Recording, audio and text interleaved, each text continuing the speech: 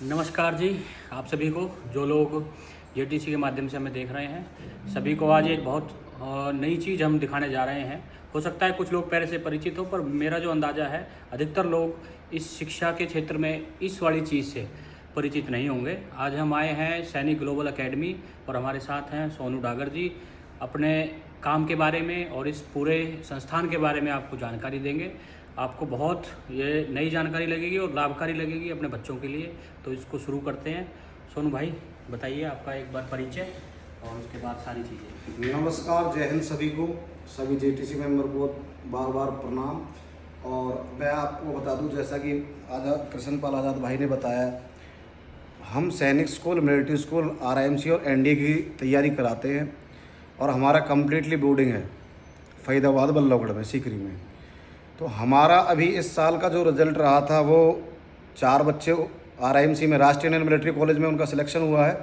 22 बच्चों का military school में हुआ है, 43 बच्चों का सैनिक स्कूल में हुआ है और 25 बच्चों का यूपी सैनिक स्कूल लखनऊ में हुआ है।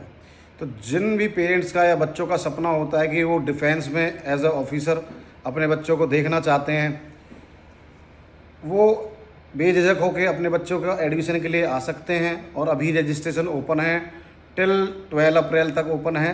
उसके बाद सीटें, क्योंकि हमारा बोर्डिंग है, सीटें फुल हो जाती हैं, तो उससे पहले आप भैया आप नंबर भी डाल देंगे तो नंबरों पे भी आप कॉल करके पूछ सकते हैं।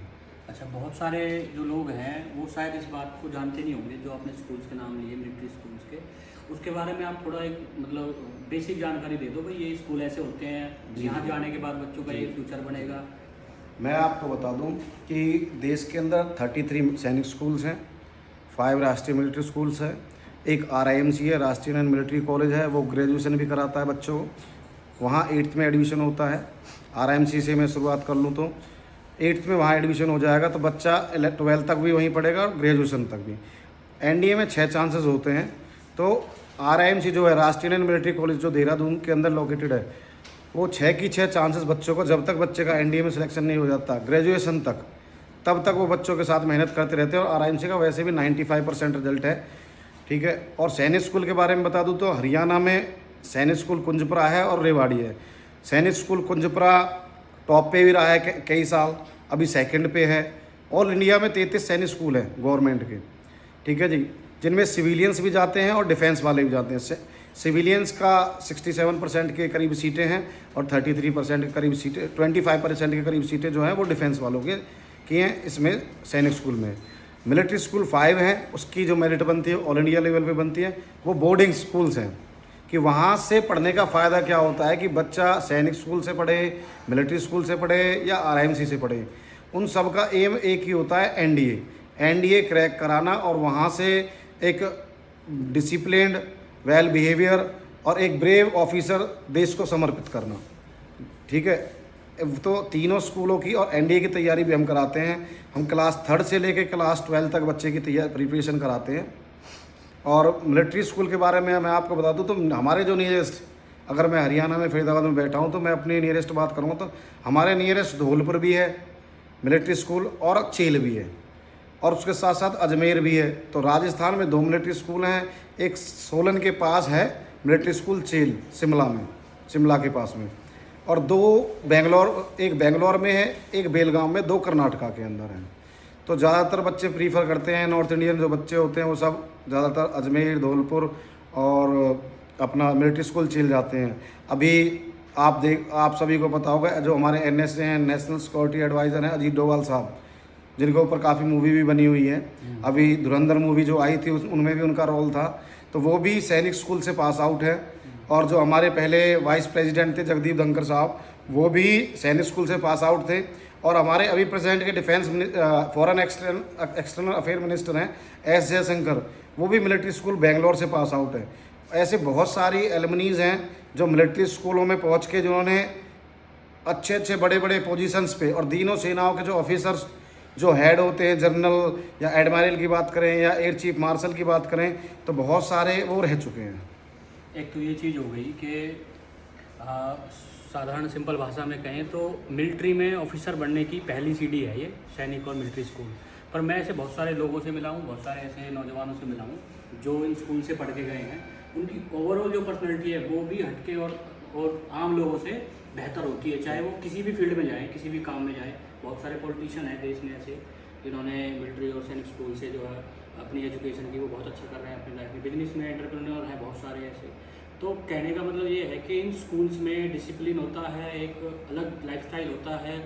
बाहर की जो चीज़ें हैं, जो बच्चे को जिन बुराइयों से बचाना है, वो चीज़ें वहाँ ऑटोमेटिक माहौल है पॉजिटिव। जैसे कि भैया ने बताया कि अलग अलग फील्ड्स में जाते हैं, तो मैं अभी एक एग्जांपल के तौर पे बता दूं, जो पंजाब पुलिस के डीजीपी हैं ना प्रेजेंट में, वो भी सैनिक स्कूल कुंजपरा से पास आउट है। और आप एलिमनीज चेक करोगे तो बहुत सारे आईएएस ऑफिसर भी सैनिक स्कूलों ने दिए हैं। ये नहीं है कि वहाँ से बच्चे लेफ्टिनेंट ही बन रहे हैं या फिर वहाँ फ्लाइंग ऑफिसर ही जा रहे हैं या फिर नेवी में ही जा रहे हैं ऑफिस एज ए ऑफिसर। वहाँ से आईएएस भी बने हैं, वहाँ से बहुत बड़े बड़े पॉलिटिशियन भी बने हैं, वहाँ से हमारे कई फिल्म स्टार भी वहाँ से पढ़े हुए हैं। कई सारे प्रोड्यूसर्स हैं जो फिल्मों में, वो भी वहाँ से पढ़े हुए हैं। तो वहाँ कहने का मतलब ये कि फाउंडेशन बहुत अच्छी मजबूत होती है। और बहुत सारे बच्चों ने, ये नहीं है कि उसके 12th के बाद सैनिक स्कूल मिलिट्री स्कूल में एनडीए में ना जाके आईआईटी क्रैक करके यूपीएससी भी निकाला। बिल्कुल। उसके बाद बच्चा जिस भी फील्ड में जाएगा वो बाकी जो कंपटीशन जहाँ रहेगा वो सबसे 21 रहेगा। हाँ बिल्कुल सबसे ये चीज़ है। तो फर्स्ट नंबर पे उसका रहेगा, क्योंकि पर्सनैलिटी डेवलपमेंट होती है वहाँ, चाहे वो उसकी फिजिकल हेल्थ है चाहे मेंटल हेल्थ है, सब चीज़ें। देखो फिजिकल पे तो वो बहुत ध्यान देते हैं, daily per day outdoor game लेना ही होता है। वहाँ जो बच्चा पहुँच जाता है कि तो 1.5 से 2 घंटे में आउटडोर खिलाते हैं। सुबह 1 घंटे की वो पीटी कराते हैं, ठीक है जी। उसके बाद मेडिकल की मैं बात करूँ तो हर साल मेडिकल लेते हैं, हर साल वो मेडिकल लेते हैं बच्चे का। अब आते हैं मेन बात पे। जो जितने भी स्कूल हैं जो भाई साहब ने बताए, इनमें एडमिशन के लिए होता है एंट्रेंस एग्ज़ाम, और उन एंट्रेंस एग्ज़ाम की जो है यहाँ सैनिक ग्लोबल एकेडमी में फरीदाबाद में उन एंट्रेंस एग्ज़ाम की तैयारी कराई जाती है। और हर साल जो है भाई साहब की एकेडमी से बहुत पॉजिटिव रिजल्ट आते हैं, अभी वो भी बताएंगे भाई साहब। और वो एग्ज़ाम कौन सी क्लास में कंडक्ट होता है, उसके क्या प्रोसेस है, उसके बारे में भी बताएंगे। देखो सैनिक स्कूल हो मिलिट्री स्कूल हो, दोनों की हम बात करें तो 6th और 9th में एडमिशन होता है जी। उसके लिए पहले से ही क्लास 4 से या 3rd से ही बच्चे प्रिपरेशन के लिए हम 3rd से एडमिशन ले लेते हैं। 2 साल बच्चे को प्रिपेयर करते हैं, अच्छे से उसका फाउंडेशन मजबूत करते हैं, फिर सैनिक स्कूल और मिलिट्री स्कूल का एग्ज़ाम दिलवाते हैं और बच्चे वहाँ ईजिली क्रैक, हंसते खेलते वहाँ पे ईजिली क्रैक कर जाते हैं बच्चे, ठीक है। हाँ अगर कोई बच्चा 5th क्लास में ही एडमिशन लेने के लिए आ रहा है तो उसको एक्स्ट्रा मेहनत की ज़रूरत पड़ेगी, क्योंकि 2 साल एक बच्चा तो 3rd क्लास पास करके आया है, 3rd क्लास पास करके हमारे पास आ गया है, उसकी फाउंडेशन हमने मजबूत की है।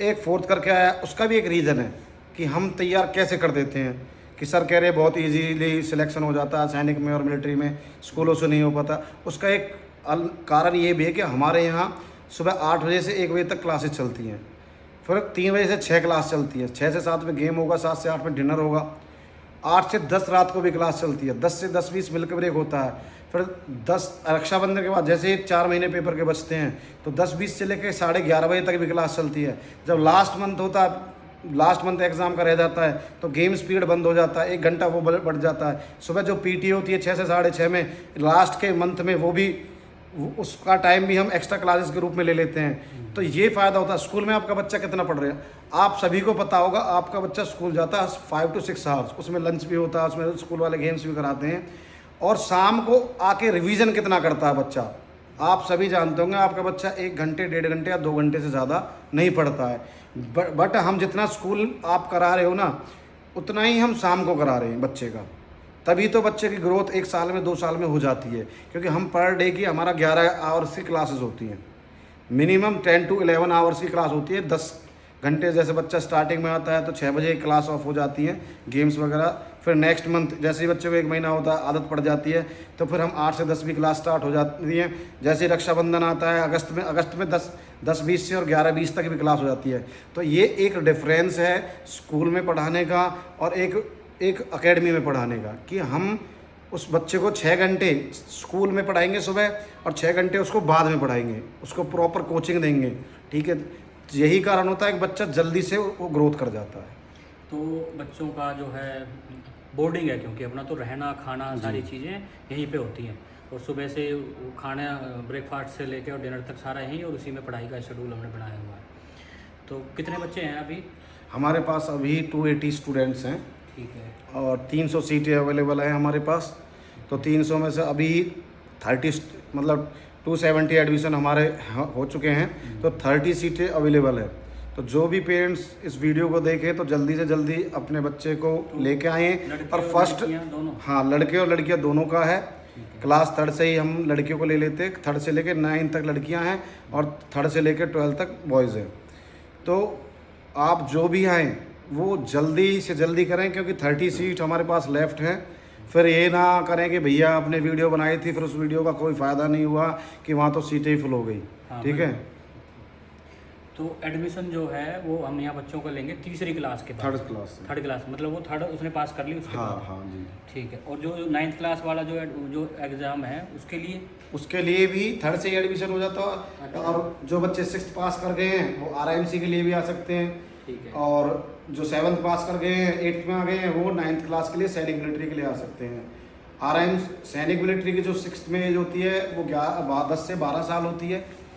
RIMC की 11.5 से 13 साल होती है। और क्लास 9th के लिए 13 से 15 साल होती है। ठीक है जी। और 1 अप्रैल से सैनिक मिलिट्री की एज काउंट होती है।